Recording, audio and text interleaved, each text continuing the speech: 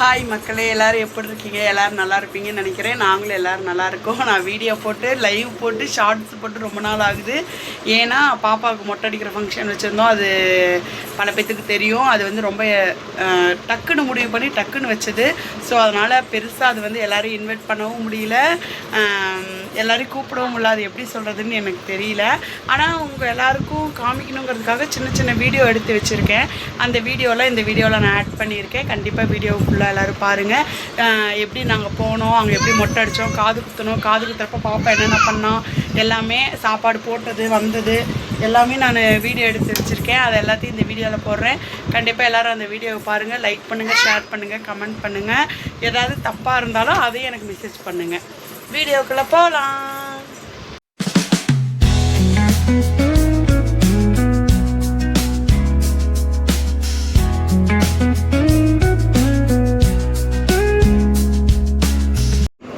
கிளம்புறப்ப நான் ஒரு வீடியோ எடுத்தேங்க. அதுக்குள்ளே எங்கள் அம்மா திட்ட ஆரம்பிச்சிட்டாங்க, இப்போவே ஆரம்பிச்சிட்டியா அப்படின்னு. அதுக்கப்புறம் மொபைலை எங்கள் அக்கா பையன்கிட்ட கொடுத்துட்டேன். அவன் தான் எல்லாத்தையுமே கவர் பண்ணான். அவனால் முடிஞ்ச அளவுக்கு அங்கங்கே கவர் பண்ணியிருக்கான். இது வந்து நாங்கள் கிளம்புறதுக்கு முன்னாடி வீட்டில் சாமி கும்பிட்றோம். பாப்பா பாருங்க எவ்வளோ அழகாக சாமி கும்பிடுவான்னு. இப்போ தான் எங்கள் பாப்பாவுக்கு நாங்கள் இவ்வளோ பூ வச்சு விட்ருக்கோம். ஏன்னா மொட்டை அடிக்கிறப்போ பூ வைக்கணுங்கிறதுக்காக சரின்ட்டு பூ நிறையாவே வச்சு விட்டுட்டோம். இல்லைன்னா ஏதாவது ஒரு ரோஸ் மாதிரி தான் நான் வைப்பேன்.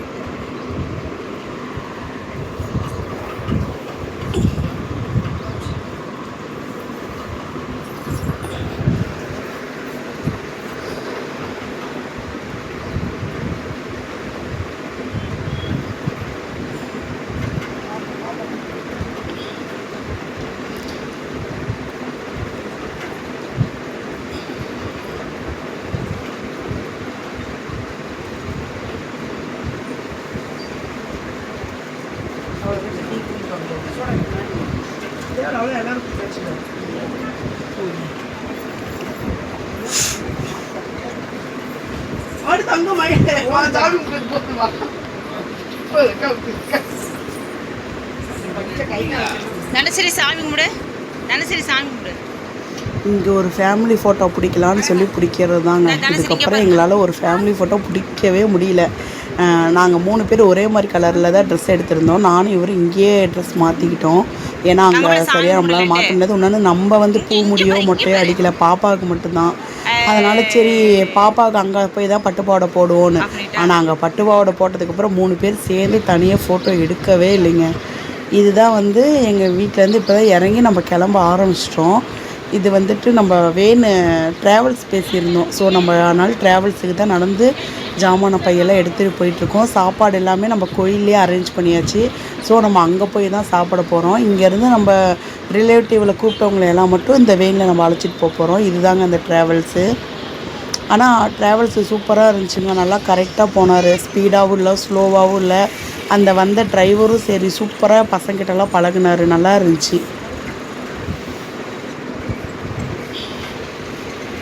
ரொம்ப முக்கியமான சொந்தக்காரங்களை மட்டும்தாங்க அங்கே கூட்டிகிட்டு போயிருந்தோம். ஏன்னா அது ரொம்ப தூரம், பழனிக்கு பக்கம் தாராபுரம். அதனால் ரொம்ப முக்கியமான சொந்தக்காரங்களை மட்டும் அங்கே கூட்டிகிட்டு போயிட்டோம். அப்புறம் கெடா விருந்து ஒரு நாள் வீட்டில் பிளான் பண்ணியிருக்கோம். அது வர ஞாயிற்றுக்கிழமைன்னு நினைக்கிறேன். அப்படி தான் பிளான் பண்ணியிருக்கோம். இன்னும் சரியாக யார்கிட்டும் முடிவெல்லாம் சொல்லலை. ஏன்னா இது திடீர்னு முடிவு பண்ணது. பல பேருக்கு இது தெரியும் நான் நினைக்கிறேன். திடீர்னு முடிவு பண்ணி திடீர்னு ரெடி பண்ணி 2 நாள் அரேஞ்ச் பண்ண விஷயம். ஸோ அதனால் பெரிய அளவில் நாங்கள் யாரையும் கூப்பிடல. கெடா விருந்துக்கு ஏற்பாடு பண்ணல. அன்றைக்கி மொட்டை அடிக்கிறத பொறுத்த வரைக்கும் அன்றைக்கி வந்து சைவ சாப்பாடு தான். கோயிலில் வந்துட்டு காலையில் டிஃபன், இட்லி, பொங்கல், மதியம் வந்துட்டு சாப்பாடு கூட்டு பொரியல் வடை பாயாசத்தோட மதிய சாப்பாட்டு விருந்து. அப்படி தான் அங்கே பிளான் பண்ணி பண்ணோம். இதில் ஒன்றான என்னன்னா, நாங்களே எங்கள் கொழுந்தனார் வீடும் சேர்ந்து தான் செஞ்சோம். ஏன்னா அவங்களும் அவங்க குழந்தைங்களுக்கு மொட்டை அடித்து காது குத்தலை, அதாவது குலதெய்வ கோயிலில். மற்றபடி அவங்களும் வெளியே திருச்செந்தூர், திருப்பதி அந்த மாதிரி கோயிலெல்லாம் மொட்டை அடித்து காது குத்திட்டாங்க. ஆனால் இந்த மாதிரி குலதெய்வ கோயிலில் மொட்டை அடித்து காது குத்தணுங்கிறது எங்கள் பிளானிங்கில் இல்லை. கொஞ்ச நாள் கழித்து பண்ணலாங்கிற மாதிரி தான் இருந்துச்சு. அது திடீர் முடிவுங்கிறனால வேறு வழியே இல்லாமல் திடீர்னு நாங்கள் போயிட்டோம். அப்புறம் அவங்களும் அப்புறம் ஒரேடியே 3-4 வருஷம் வெயிட் பண்ண முடியாது. சரி 2 பேர் சேர்ந்தே செஞ்சிடலான்னு சொல்லி 2 பேர் சேர்ந்தே செய்யலான்னு சொல்லி பண்ணது. எப்போவே வண்டியில் வந்து சொந்தக்காரங்களாம் டான்ஸ் ஆடிக்கிட்டு தான் வருவாங்க. பட் இந்த தடவை வந்து எல்லாம் கொஞ்சம் ஆடலை. எல்லாம் உட்காந்தாச்சு. அதுக்கப்புறம் கோயிலுக்கு வந்துட்டோம். கோயிலுக்கு வந்துட்டு இறங்க வந்தாச்சு. இறங்கிட்டு கோயிலுக்குள்ளே போனோம். அன்றைக்கே ஒரு 2-3 பேர் மொட்டை அடிச்சிருந்தாங்க. அதான் நாங்கள் போன அந்த கடைசி புதன்கிழமை போனோம். 8ஆம் தேதி, ஏப்ரல் 8ஆம் தேதி புதன்கிழமை போனோம். அன்னையோட கோயிலில் அந்த பண்ண வேண்டிய வேண்டுதல் எல்லாம் எல்லாரையும் பண்ண சொல்லிட்டாங்க. இந்த பங்காளி வீடுன்னு சொல்லுவாங்க இல்லையா, அந்த அவங்க எல்லாத்தையும் பண்ண சொல்லிட்டாங்க. இதுக்கப்புறமேட்டுக்கு கோயில் கும்பாபிஷேகம் முடிஞ்சதுக்கப்புறம் தான் யாருனாலும் பண்ணணுன்ட்டாங்க. அதனால் திடீர்னு பண்ணனால கோயிலில் ஒரு 2-3 பேர் மொட்டை அடிக்க வந்திருந்தாங்க. இதுதாங்க எங்கள் கோயில், தாராபுரத்தில் இருக்குது, பழனிக்கு பக்கம். இதான் எங்கள் கோயில். சரி, பாப்பா வந்து கை குழந்தையாக இருக்கப்போ தூக்கிட்டு வந்தேன் 2 மாதத்தில். மறுபடியும் பாப்பா நடக்கிறப்போ இப்போ தான் அவள் 2வது தடவை வரா. அதனால் அவளே முத கால் எடுத்து வச்சு வரட்டுன்னு அவளை கூட்டிகிட்டு வந்து சாமியை கும்பிட வச்சோம். அவள் எல்லாருக்கும் தொட்டு தொட்டு இது பண்ணான். இப்போ இங்கே உட்காந்துருக்கவங்களே எங்கள் சொந்தக்காரங்க தான். நான் எங்களை அவங்க வர வைக்கிற மாதிரி ஆயிடுச்சு. ஏன்னா அவங்கள வந்து ஈரோடு, கரூர் தான். ஸோ சீக்கிரமாக வந்துட்டாங்க. நாங்கள் தான் நாமக்கல்லேருந்து போகிறதுக்குள்ளார ரொம்ப டைம் ஆயிடுச்சு. நாங்கள் போகிறதுக்குள்ளாரே சொந்தக்காரங்களுக்கெல்லாம் டிஃபன் கொடுக்க ஆரம்பிச்சிட்டாங்க. எங்கள் கொழுந்தனா பொண்டாட்டியெல்லாம் போட ஆரம்பிச்சிட்டாங்க. இந்த இங்கே கீழே ரெட் கலர் சுடிதாரில் உட்காந்துருக்காங்க பாருங்களா, அவங்க தான் எங்கள் கொழுந்தனார் ஒய்ஃபு. இந்த ப்ளூ கலர் சட்டை எங்கள் மாமனார். அவர் எங்கள் கூட தான் வந்திருந்தார். அவர் வந்துட்டு வீட்டில் கொஞ்சம் வேலை இருக்குதுன்னு சொல்லிட்டு பின்னாடி வந்த எங்கள் ட்ராவல்ஸில் வர சொல்லிவிட்டு முன்னாடி அவங்கெல்லாம் முன்னாடி போயிட்டாங்க. எங்கள் கொழுந்தனார் வீட்டெல்லாம் முன்னாடி போயிட்டாங்க. எங்கள் மாமனார் எங்கள் கூட தான் வந்தார். அப்புறம் சரி ஃபஸ்ட்டு டிஃபன் சாப்பிட்ருங்க, வேலையெல்லாம் ஆரம்பிக்கலான்னு சொன்னனால எல்லோரும் டிஃபன் சாப்பிட உட்காந்துட்டாங்க. ஏன்னா ஃபஸ்ட்டு நம்ம சாப்பாடு டிஃபன் சாப்பிட்டுட்டோம்னா அடுத்தடுத்த வேலையை ஆரம்பிக்கலாம். எனக்கு இந்த கீழே சாப்பாடு போடுற வேலையே என்னால் முடியலைங்க. எனக்கு இந்த புடவையை வேற கட்டிக்கிட்டு கீழே குமிஞ்சு குழம்பு ஊற்ற முடியல, சாம்பார் ஊற்ற முடியல. அதுக்கு மேலே வேர்வை வேறு, மேலே வந்து அட்டை, அதனால் வேர்வை வேறு. ஐயோ அப்பா, ஒரு வழி ஆயாச்சு. அதுக்கப்புறம் சரி வாங்க எல்லாருக்கும் மொட்டை அடிக்கலாம், நல்ல நேரம் ஆரம்பிச்சிச்சின்னு சொல்லி மொட்டை அடிக்க வந்துட்டோம். அதான் நான் சொன்னேன் இல்லைங்களா, ஃபஸ்ட்டு எங்கள் கொழுந்தனாருக்கு தான் குழந்த பிறந்துருந்துச்சி. எங்களுக்கு லேட்டு குழந்த தானே. அவங்க வந்து எங்களுக்கு கல்யாணம் ஆகி 3 மாதத்தில் அவங்களுக்கு கல்யாணம் ஆச்சு. இந்த பச்சை கலர் பனியன் போட்டிருக்கவர் தான் எங்கள் கொழுந்தனார். அந்த சிவப்பு கலர் சுடிதார் போட்டிருக்கவங்க அவங்க ஒய்ஃபு, எங்கள் கொழுந்தனார் ஒய்ஃபு. அவங்களும் இவ்வளோ நாளாக மொட்டை அடிக்காதனால சரி அவங்களும் மொட்டை அடிக்கலாம் வந்திருந்தப்போ எங்களுக்கு முன்னாடியே அவங்களுக்கு குழந்த பிறந்துருச்சு இல்லைங்களா. அப்போ வீட்டுக்கு அவன் தானே பெரிய பையன். அதனால் என்ன தான் சின்னவருக்கு குழந்த பிறந்தாலும் அவன் தான் எங்கள் வீட்டோட வாரிசு. ஸோ அதனால் ஃபஸ்ட்டு தம்பிக்கு மொட்டை அடிச்சுட்டு அடுத்து பாப்பா பிறந்து 1 வருஷம் கழிச்சு தான் எங்கள் பாப்பா பிறந்திருந்தா. எங்கள் பாப்பாவை விட 1 வருஷம் அதிகம் அந்த பாப்பா. இவனுக்கு முடிச்சுட்டு அடுத்து அந்த பாப்பாவுக்கு ஆரம்பித்தாச்சு. பாப்பா ஃபஸ்ட்டு ரொம்ப அழுக. சும்மா தாய்மாமா மடியில் உட்காந்து ஒரு கொஞ்சமாக எடுக்கணுங்கிறதுக்காக அவர் மடியில் உட்கார வச்சு எடுத்துகிட்டு மீதி எல்லாமே அப்புறம் எங்கள் கொழுந்தனார் ஒய்ஃப் மடியிலே உட்கார வச்சு அவளுமே செல்லை காட்டி தான் எடுத்தா. அவகிட்ட வேலையே ஆகலை, செல்லை காட்டி தான் அப்புறம் ஃபைனலாக அவளுக்கு மொட்டை அடித்தாச்சு. அடுத்து நம்ம பாப்பா பாருங்கள், உட்கார வச்சோடனே ஒரே கத்து. அப்புறம் நம்ம பாப்பா மட்டும் என்ன, செல்லு தான். இதுதான் எங்கள் அண்ணனா கூட பிறந்த அண்ணன்ல, பெரியம்மா பையன். ஆனால் இவர் தான் எங்களுக்கு எப்போவுமே அண்ணா. அவர் மடியில் உட்கார வச்சு இவங்க அண்ணி, அவங்களோட ஒய்ஃபு, அவங்க கூட இவங்க வந்து நம்ம பக்கத்து வீட்டிலே குடியிருக்கிறனால பாப்பா பெருசாக இவங்களை பார்த்து பயப்படலை. இவங்க கூட தினமுமே பேசி மாமா அத்தைன்னு விளாடுவா. அதனால் கம்முன்னு சமத்தா அவங்க கிட்ட உட்காந்துட்டா. ஆனால் கடைசியாக இந்த முடி மட்டும் மூஞ்சில் உழுவுதுன்னு அழுக ஆரம்பிச்சிட்டா. அதனால் அப்புறம் நான் போயிட்டேன். நான் போனதுக்கப்புறமும் மொட்டை அடிச்சுக்க மாட்டேன்னு அழுதா. அப்புறம் கீழே உட்கார வச்சு அவளுக்கு தகுந்த மாதிரி உட்கார வச்சு அவகிட்ட அந்த விளையாட்டு பொருள் ஒவ்வொன்றா கொடுத்து கையில் இருக்கிறதெல்லாம் கழட்டி கொடுத்து ஒரு வழியாக மொட்டை அடித்தாச்சு. அடித்ததுக்கப்புறம் தான் எங்கள் பாப்பா ரொம்ப அழுக ஆரம்பிச்சிட்டா. நான்லாம் ரொம்பவே பயந்தேங்க. மொட்டை அடித்து காது குத்தலான்னு இது பண்ணும்போதே பயப்பட ஆரம்பிச்சிட்டேன். பிள்ளை என்ன பண்ணுவாளோ, எப்படி அழுவாளோன்ட்டு. அதுக்கப்புறம் மொட்டையெல்லாம் அடித்து முடிச்சு தண்ணி ஊற்றுனதுக்கப்புறம் ஃபஸ்ட்டு சாமிக்கு அபிஷேகம் பண்ணலாம் வாங்க பாருங்கள். நாங்கள் அதுக்காக நாங்களாம் போய் அங்கே உட்காந்து அபிஷேகத்தை பார்த்துட்ருந்தோம். அதுக்கப்புறமேட்டுக்கு தான் காது குத்துறது, சீர் வாங்குறது எல்லாமே இதுக்கப்புறம் தான். அதாவது அபிஷேகத்தை முடிச்சுட்டா அடுத்தது அவங்க வந்து சாமிக்கு அலங்காரம் பண்ணுவாங்க. அந்த நேரத்தில் நம்மளை காது குத்திக்கிட்டு சொந்தக்காரங்க மொய் வச்சு கொடுக்கறது, அவங்க செய்முறையெல்லாம் வாங்கிட்டு வாங்க அப்படிங்கிற மாதிரி சொல்லிட்டாங்க. அதனால் ஃபஸ்ட்டு சாமிக்கு 16 அபிஷேகமாக எதுவோ சொல்லியிருந்தாங்க. அதெல்லாம் நாங்கள் கோயிலே ஏற்பாடு பண்ண சொல்லிட்டோம். அதுக்கெல்லாம் நாங்கள் அமௌண்ட்டு கொடுக்குறோன்னு சொல்லி கோயிலே எல்லாம் ஏற்பாடு பண்ண சொல்லிட்டோம். அந்த கோயிலில் இருக்கிற அந்த அக்காவே அதெல்லாம் பண்ண ஆரம்பிச்சிட்டாங்க, பண்ணி வச்சுட்டாங்க. ஸோ அதனால் அபிஷேகத்தை மட்டும் நாங்கள் போய் பார்த்துட்டு வந்துட்டோம்.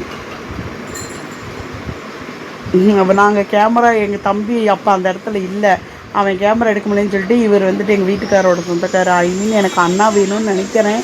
அப்புறம் அவர் தான் வீடியோ எடுத்தார். இவங்க எல்லாமே நம்ம சொந்தக்காரங்க தான். அதுக்கப்புறம் காது குத்துற இடம் வந்துருச்சுங்க. இந்த இடம் தான் ரொம்ப நான் பயந்த இடமே இது தான்.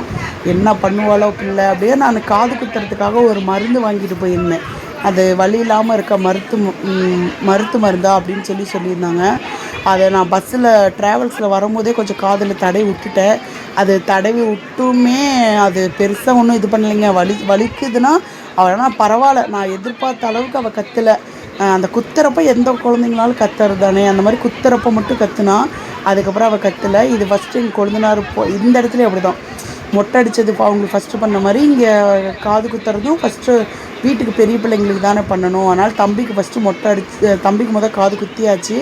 அடுத்தது பாப்பாவுக்கு ஃபஸ்ட்டு அவர் அந்த மார்க்கெல்லாம் பண்ணி அந்த பாப்பாவுக்கு குத்தியாச்சு. அடுத்து நம்ம பாப்பா உட்கார வச்சுட்டாங்க. இந்த இடத்துலலாம் நான் அழுதுகிட்டு இருக்கேன். என் கண்ணில் தண்ணி வருது. ஐயோ பிள்ளை என்ன பண்ணுவாளோ. ஆனால் அந்த இடத்த விட்டு எனக்கு போகவும் மனசு வரல. ஏன்னா பக்கத்துலேயே இருந்து பார்த்துட்டா கூட தெரிவிக்காதுங்க. தள்ளி போயிட்டா தான் என்ன பண்ணுறாளோங்கிற மாதிரி இருக்கும். எங்கள் வீட்டுக்காரெலாம் பக்கத்துலேயே வரமாட்டேன்ட்டார். நான் மட்டும்தான் அங்கே நின்று அவளுக்கு ரொம்ப வேக்குறும். அழுகிறப்போ ரொம்ப வேர்த்த என்ன பண்ணுன்னு விசிறி விட்டுக்கிட்டே இது பண்ணிட்டாங்க. அப்போ பார்த்து சைடில் எங்கள் வீட்டுக்காரர் வந்து நிற்பாராட்டுக்கு. ஒரு காது குத்துறப்போ அவர் இல்லை, 2வது காது குத்துறப்போ வந்துட்டாராட்டுக்கு. காது குத்தி முடிச்சோன்னா அப்புறம் எல்லோரும் ஆசீர்வாதம் பண்ணாங்க அரிசியில். இதெல்லாம் நான் பெருசாக பார்த்ததே இல்லைங்க. எங்கள் அக்கா பசங்களுக்கெல்லாம் இப்படி பண்ணதில்லை. அதனால் எனக்கு இப்படிலாம் என்ன ஃபஸ்ட்டு பண்ணுவாங்கன்னே எனக்கு தெரியல. அம்மா வீடெல்லாம் 7 தட்டு 9 தட்டு வைக்கணுங்களாம். அதெல்லாம் எனக்கு தெரியவே இல்லை. நான் பொதுப்படியாக அவங்கள ஒரு தட்டு வச்சு மாலை வச்சு துணிமணி வச்சு கொடுத்துருமாங்கிற மாதிரி நான் சொல்லிட்டேன். அதுக்கப்புறம் நமக்கு பழக்கம் இல்லைங்களா. நான் எங்கள் அதாவது திடீர்னு பண்ணனால பெருசாக பிளான் பண்ணவும் முடியல. எங்கள் மாமியாருக்கும் எங்ககிட்ட எதுவும் சொல்லதில்லை. அவங்க வந்து எங்கள் கொழுந்தனார் வீட்டை அவங்க கொழுந்தனாரும் மாமியார் வீடும் ஒன்றா இருக்காங்க. கொழுந்தனார்கிட்ட அவங்க எல்லாமே சொல்லிட்டாங்க. ஃபஸ்ட்டு கொழுந்தனார்கிட்ட சொல்லி அவங்கெல்லாம் அரேஞ்ச் பண்ணிட்டாங்க. பட் எங்களால் அப்படி பண்ண முடியல. அடுத்து 3 குழந்தைங்களுக்கும் ஆர்த்தி எடுக்கணும்னு சொல்லி இங்கே ஒரு பெரிய கலாட்டா. அமௌண்ட்டு மொய் காசு ஆளுக்கு 1000 ரூபா போட சொல்லி ஒரே கலாட்டா பண்ணிட்டாங்க. அப்புறம் ஃபைனலாக 500 ரூபா போட்டு ஆளுக்கு 100 ரூபா எடுத்துக்குங்கிற மாதிரி சொல்லிட்டோம். பாருங்கள், பாப்பா எங்கள் ட்ரெஸ் கலரில் தான் போட்டிருக்கா, பட்டு பாவாடை. ஆனால் நாங்கள் 3 பேர் ஒரு ஃபோட்டோ தனியாக எடுக்கவே இல்லை.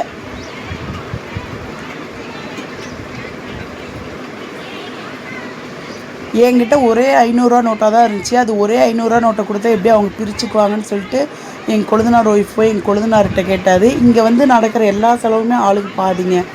இந்த எப்படி சொல்கிறது, இங்கே நடக்கிற அந்த ஆர்த்திக்கு போட்ட 500 ரூபா கொண்டுமே நாங்கள் ஆளுக்கு பாதி பிரிச்சுக்கிட்டோம். ஆளுக்கு 250 ரூபா போட்ட மாதிரி கடைசியாக கணக்கில் பிரிச்சுக்கிட்டோம். சாப்பாட்டு செலவு, டிஃபன் செலவு, இந்த செலவு மற்றபடி. இப்போ எங்கள் அம்மா வீடு எனக்கு வைக்கிற சீரெல்லாம் எனக்கு மட்டும்தான்.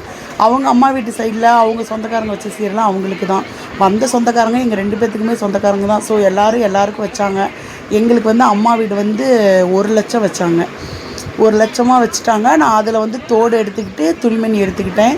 மீதி 80,000 ரூபா இருந்துச்சு. அதை அப்படியே தட்டில் ஒரே கட்டாக வச்சுட்டாங்க. அதுக்கப்புறம் மற்றவங்க எல்லாருமே அவங்கவுங்க சீரை கொடுக்க ஆரம்பிச்சிட்டாங்க. இந்த சைடு இருக்கிறது எங்கள் மாமனார் மாமியார், இந்த சைடு எங்கள் அப்பா அம்மா, அப்புறம் நாங்கள் 4 பேர் சேர்ந்து தான் வாங்கினோம். ஃபஸ்ட்டு எங்களுக்கு அண்ணா இல்லைங்கிறனால தாய்மாமா சீரை எங்கள் அப்பா செஞ்சிட்டாரு. இது 2வது சீர் வந்து எங்கள் அண்ணன், எங்கள் பெரியம்மா வீட்டு பையன். இவங்களும் துணிமணி எடுத்து மேலே பணம் வச்சு கொடுத்துட்டாங்க. நான் அந்த யார் எவ்வளோ வச்சு கொடுத்தாங்க, மொத்தம் எவ்வளோ மொய், துணிமணி யார் என்ன வச்சு கொடுத்தாங்கங்கிறதெல்லாம் உங்களுக்கு தனியாக நான் ஒரு வீடியோ போடுறேன். இவங்க தான் பெரியம்மா, பார்த்தா தெரியுமே, எங்கள் அம்மாவாட்டமே இருப்பாங்க பாருங்கள். எங்கள் அம்மாவோட அக்கா இவங்க. அடுத்து பின்னாடி போயிருப்பாங்க பாருங்கள், அவங்க எங்கள் அம்மாவோட தங்கச்சி. 3 பேர் ஒரே மாதிரியே தான் இருப்பாங்க. நான் அந்த ரோஸ் கலர் சரி பாருங்கள். அடுத்தது அவங்க தான் வச்சு கொடுப்பாங்க. அவங்க வந்துட்டு எங்கள் அம்மாவோட தங்கச்சி. இவங்க வந்துட்டு என் கொழுந்தனார் ஒய்ஃபோட தம்பி. பாப்பாவுக்கு மாமா தானே வேணும், அதனால் அவங்களும் வந்துட்டு அமௌண்ட் வச்சாங்க. இவர் வந்து எங்கள் மாமா, எங்கள் அம்மாவோட சித்தி பையன். எனக்கு இவர் தாய் மாமன் நாட்டம்தான். இவர் வந்துட்டு இவர் தனியாக முயற்சிருந்தார். இதுதான் பாருங்கள் எங்கள் அம்மாவோட தங்கச்சி.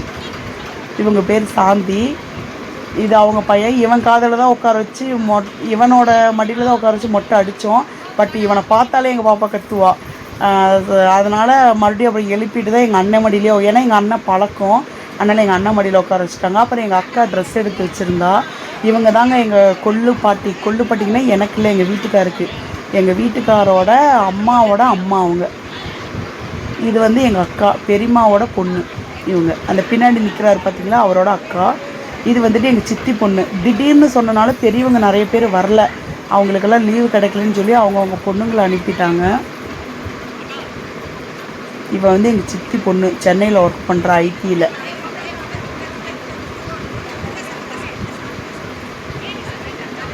இவங்க வந்து எங்கள் சித்தி, எங்கள் அம்மாவோட சின்னம்மா பொண்ணுங்க. இவங்க 2 பேருமே. அவங்களோட ஒரு பொண்ணு தான் இந்த சைடில் இருக்கிறவ. அவள் நாமக்கல் தான், படித்து முடிச்சுட்டு வேலையில் இருக்கா. இவங்க வந்து 2வது சித்தி. இவங்க தான் எங்கள் பாட்டி, எங்கள் அம்மாவோட தங்கச்சி. இந்த கூட நிற்கிறாங்க பார்த்தீங்களா, அவங்களோட அம்மா இவங்க. இவங்கெல்லாம் அவங்க பேத்திங்க, அதனால் எல்லோரும் கூட ஒன்றா நிற்கிறாங்க.